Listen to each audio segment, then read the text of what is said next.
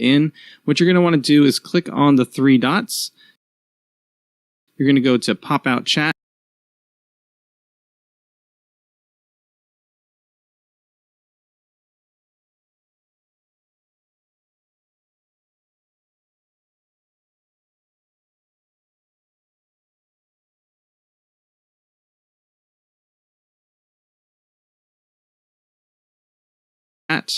You're going to take this link up here in the browser and you're going to do Control-C.